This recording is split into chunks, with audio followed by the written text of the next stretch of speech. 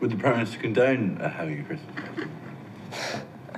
What's the answer? The answer hasn't been clear to any of us in recent days, but after we revealed this footage last night, today Boris Johnson had a new one. Have you lied to the public, Prime Minister?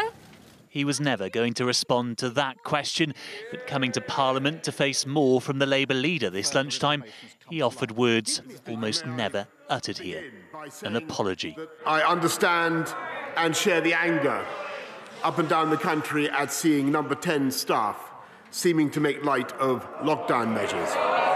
And I can understand how infuriating it must be to think that the people who have been setting the rules have not been following the rules, Mr. Speaker, because I was also furious to see that clip. I apologise unreservedly. So, was the Prime Minister unaware of what was happening in his house? Or had he lied about wrongdoing under his roof? The Prime Minister, the government, spent the week telling the British public there was no party. All guidance was followed completely. Millions of people now think the Prime Minister was taking them for fools and that they were lied to. They're right, aren't they? I have been repeatedly assured since these allegations emerged that there was no party and that no COVID rules were broken, and that is what I have been repeatedly assured.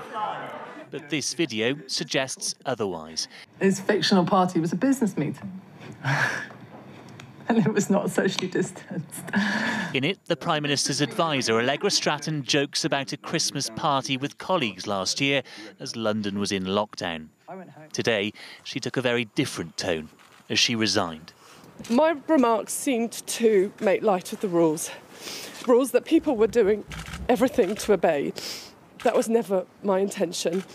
I will regret those remarks for the rest of my days, and I offer my profound apologies to all of you at home for them. The Cabinet Secretary, Simon Case, will now investigate whether others should resign, though Downing Street can't say whether he was at any party too. I just wish I could have been there to hold a hand. As aides are alleged to have got together, Beryl Harris was left to die alone. She passed away on the same day. Her family weren't allowed to be by her side. What would you have said to her? I would have just told her that I loved her and not to be frightened. Beryl's daughter wants the Prime Minister to pay a price himself. The fact that he had the party and